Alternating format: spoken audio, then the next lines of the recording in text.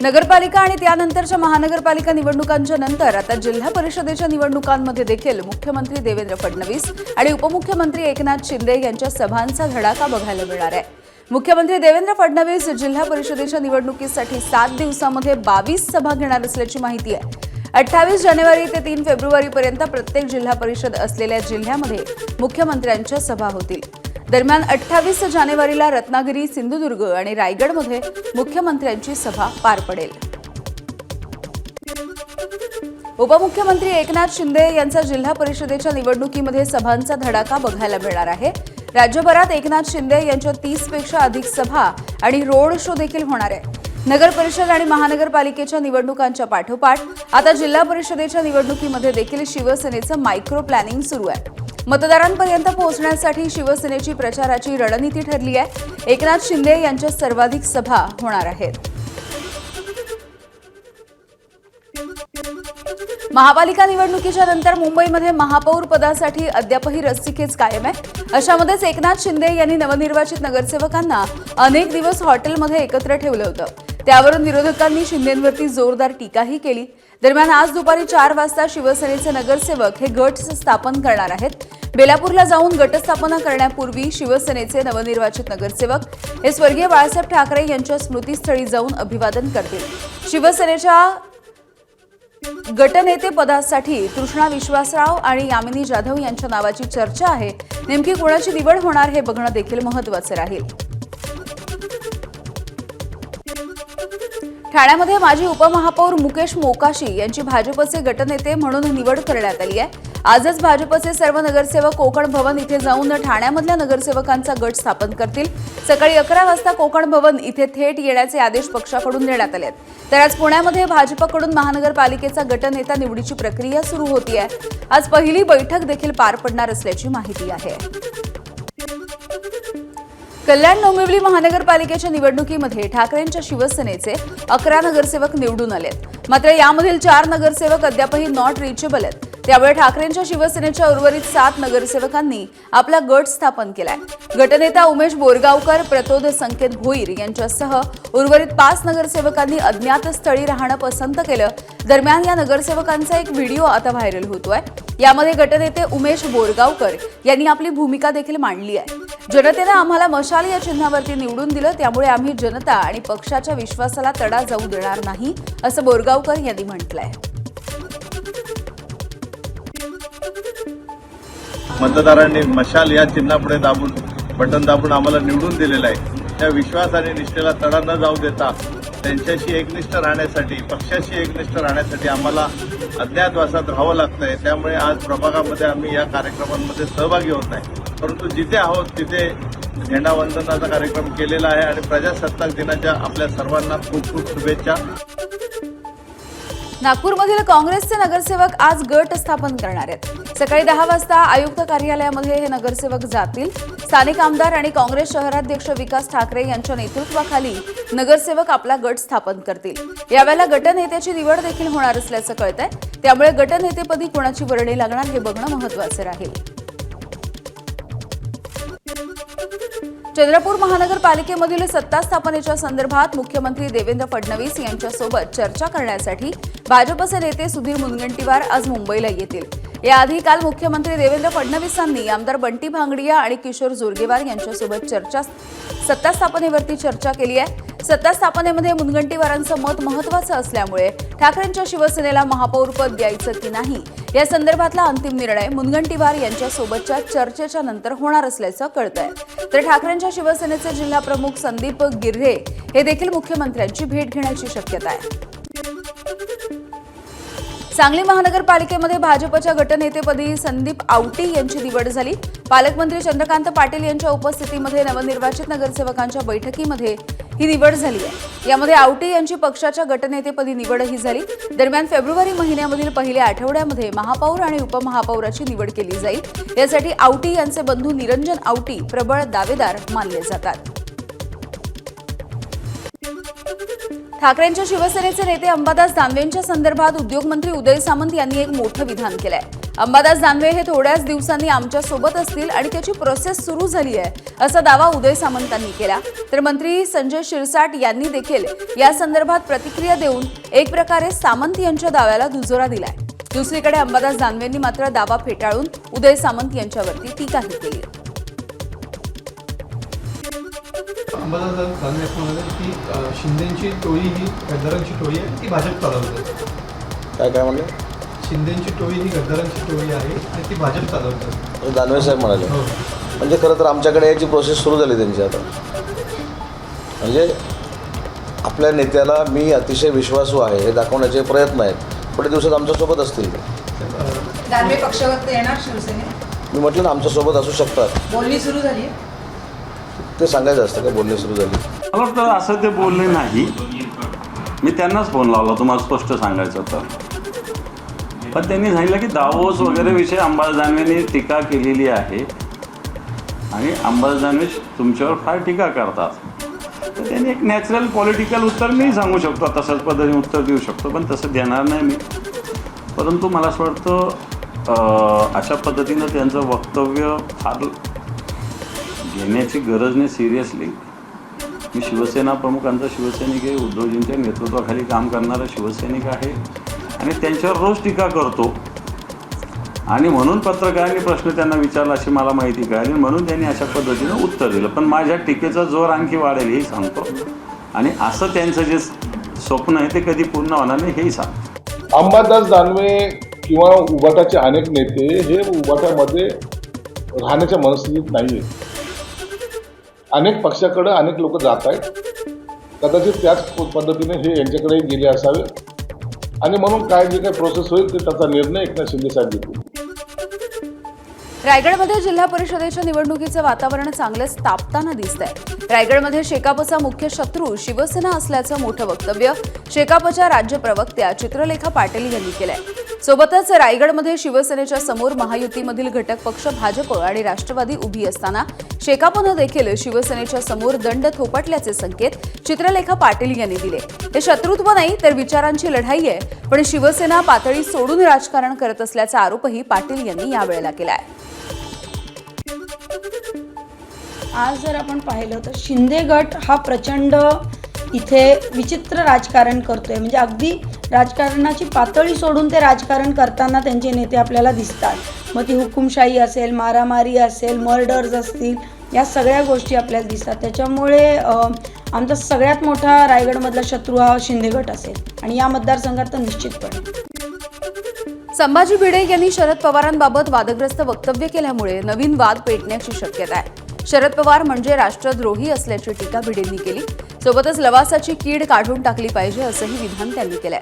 केवळ एवढ्यावरच ते थांबले नाही तर संभाजी भिडेंनी महात्मा गांधींच्या विषयी देखील आक्षेपार्ह वक्तव्य केलंय. केवळ मत्सरग्रस्त इतकंच तुझं वर्णन करता येईल, मला जास्त करता येईल.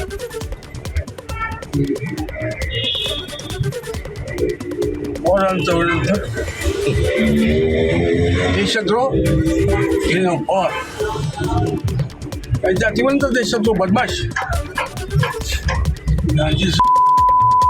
कीड लागली लवासाची काढून टाकू. प्रतिष्ठानचे संस्थापक संभाजी भिडे यांनी शरद पवार यांच्याविषयी केलेल्या वादग्रस्त विधानाचा राष्ट्रवादीचे प्रदेशाध्यक्ष सुनील तटकरे यांनी देखील तीव्र शब्दांमध्ये निषेध केलाय. कर्जतमध्ये पक्षाच्या एका कार्यक्रमामध्ये ते बोलत होते. शरद पवारांचे गेल्या 6 दशकांपासून केवळ महाराष्ट्राच्या नाही तर देशाच्या राजकारणामध्ये देखील योगदान अलौकिक असून समाज जीवनाच्या प्रत्येक क्षेत्रामध्ये त्यांनी उत्तुंग कामगिरी बजावली आहे. अशा उत्तुंग व्यक्तिमत्वाच्या नेत्याबद्दल संभाजी भिडेंनी काढलेले उद्गार अत्यंत दुर्दैवी असल्याचं तटकरेंनी म्हटलंय.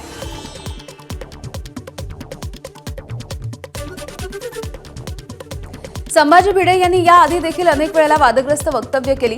यावेळेला त्यांनी शरद पवार यांना टार्गेट केल्याच्या नंतर ठाकरेंच्या शिवसेनेचे नेते अंबादास दानवे यांनी नेमकी काय प्रतिक्रिया दिली पाहूया. बाकी टीका टिप्पणी करणं अयोग्य आहे किंवा योग्य आहे ज्याचा त्याचा प्रश्न आहे, पण राष्ट्रद्रोही शरद पवार साहेबांना म्हणणं हे अतिशय चुकीचं आहे. शरद पवार साहेब या देशासाठी, या महाराष्ट्राशी झिजणारं एक नेतृत्व आहे.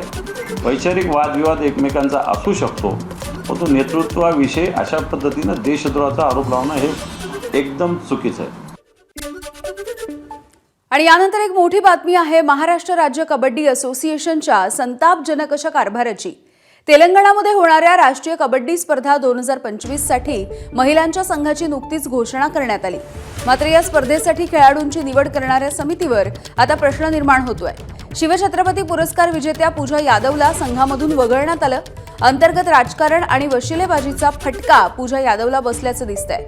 असाच अनुभव याआधी देखील अनेक नामवंत खेळाडूंना आलाय। एबीपी माझासोबत बोलत असताना तिने अनेक धक्कादायक दावेही केलेत। राष्ट्रीय निवड सराव शिबिर प्रक्रियेसाठी पूजासह मुंबई शहर उपनगर या ठिकाणावरून 6 खेळाडूंना कबड्डी असोसिएशनचं पत्र आलंय। मात्र या नाव नसलेल्या खेळाडूंची संघामध्ये निवड झाल्याचा आरोप तिनं केलाय। एवढंच नाही तर गटामध्ये पहिल्या फेरीत हरलेल्या संघामधल्या खेळाडूंची निवडही करण्यात आली आहे। धक्कादायक म्हणजे या संदर्भात तिने पदाधिकाऱ्यांसोबत संपर्क साधला असता तुला पुरस्कार मिळालाय, नोकरी आहे, आता दुसऱ्यांना संधी देतो असं उत्तर तिला देण्यात आलं। झालेल्या या सगळ्या प्रकारामुळे ती अस्वस्थ झाली आहे, खेळणंही सोडून देण्याच्या विचारात आहे असं पूजाच्या आईनं म्हटलंय। एबीपी माझाकडे झालेला हा सगळा प्रकार मांडत असताना पूजाच्या आईवडिलांचे डोळे देखील पाणावले। कडक शिस्तीचे ओळखले जाणारे राज्याचे उपमुख्यमंत्री आणि क्रीडा मंत्री अजित पवारांनी महाराष्ट्र राज्य कबड्डी असोसिएशनचे अध्यक्ष ते आहेत, ते या सगळ्या प्रकरणाची दखल घेणार का असा आता सवाल विचारला जातोय।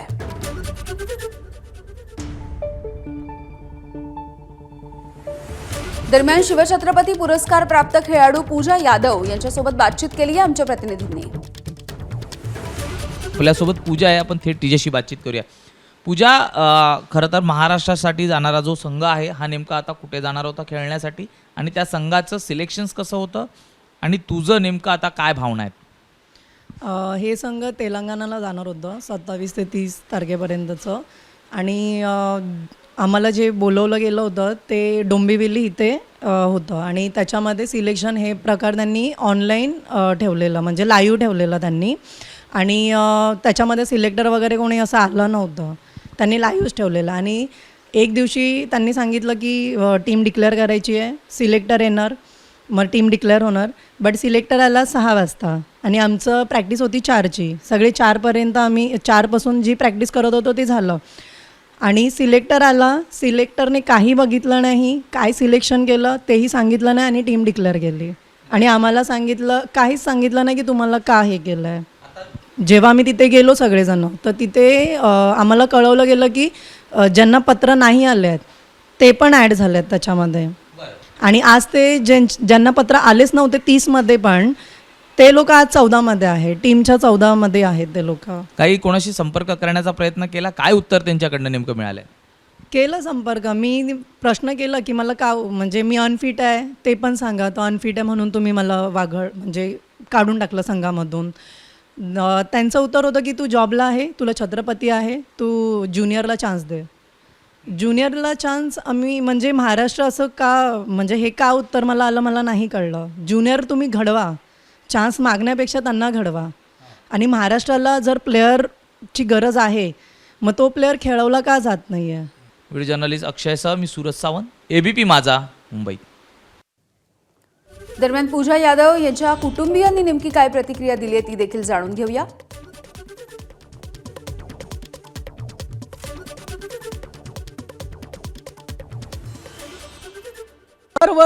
दरवर्षी ती जीव अशी करते, ती जेवत नाही, खात नाही, सारखी ती रडत राहते, टेन्शनमध्ये राहते ती सारखी। घरात आम्ही पण त्याच्यामुळे आम्ही काय पोरं नाही चांगली राहणार तर आम्ही काय चांगलं राहणार। एवढं चांगलं खेळून पण अगो तुम्ही कधी म्हणणार बोलते, कधी म्हणतात अरे खेळावरून तुम्ही बघा ना, खेळते म्हणून तो पॉईंट मागते ना। महाराष्ट्रामध्ये आता एवढ्या वर्षात त्या पोरीने जीव काढला, जेव्हा दरवर्षी तिला काय ना काय कारणं होतात। ज्या मुली घेतात, जे खेळणारे नाहीत, हे वसिल्यावर कोणं जे असतील वर्षी ह्याच्यामध्ये ज्या त्याची ती ताकद असते, आमच्याकडे ओळख नाही ना। माझ्या मुलीनं फक्त त्या मॅडम जे केलं ना तिने, कुठल्या व्यासवर तिने त्या पोरीला बाहेर काढलं कॅम्पमधून। दरम्यान महाराष्ट्राच्या होतकरू खेळाडूवरती अन्याय झाला असेल तर याची नक्कीच चौकशी केली जाईल। संघटनेकडून शिवछत्रपती पुरस्कार प्राप्त खेळाडूला डावलणं हे योग्य नसल्याची प्रतिक्रिया सुनील तटकरे यांनी दिली आहे। राज्याच्या कबड्डी असोसिएशनचे अध्यक्ष म्हणून अजितदादांनी अधिक लक्ष घालण्याची आवश्यकता आहे. गुणवान खेळाडू, शिवछत्रपती पुरस्कार विजेते खेळाडू यांचा संघातला सहभाग कोणाच्यामुळे, काय कारणाच्यामुळे तो डावलला गेला हे समजून घेणं अत्यंत आवश्यक आहे. पण अशा पद्धतीची निवड करत असतानाच ती गुणवत्तेच्या कसोटीवरती केली जावी असं आमचं ठाम मत आहे. मला असं वाटतं की संघटनेचा एक प्रमुख पदाधिकारी म्हणून मी अजितदादांच्या जवळ या विषयावरती नक्की बोलेन. पुन्हा एकदा बातम्यांचा वेगवान आढावा घेऊयात. अभिनेता वरुण धवन याच्या मेट्रो प्रवासामुळे पुन्हा एकदा वादात अडकण्याची तो शक्यता आहे. याआधी एका चित्रपटाच्या प्रमोशनच्या दरम्यान मुंबई मेट्रोमध्ये वडापाव खाणारा वरुण धवन हा ट्रोलर्सच्या निशाण्यावरती आला होता आणि आता वरुण धवननं मेट्रो प्रवासाच्या दरम्यान तिथल्या नियमांचंच उल्लंघन केलंय. आपल्या एका चित्रपटाच्या प्रमोशनसाठी वरुण धवन यानं नुकताच मुंबई मेट्रोमधून प्रवास केला. यावेळेला तो मेट्रो गाडीमध्ये हँडलला लटकत असताना आणि स्टंट करत असताना दिसलाय. दरम्यान हा त्याचा व्हिडिओ सध्या सोशल मीडियावरती व्हायरल झालेला आहे. Mumbai metro rail corporation limited यांच्याकडून मेट्रोमध्ये अशा पद्धतीचे स्टंट करणं हा गुन्हा आहे.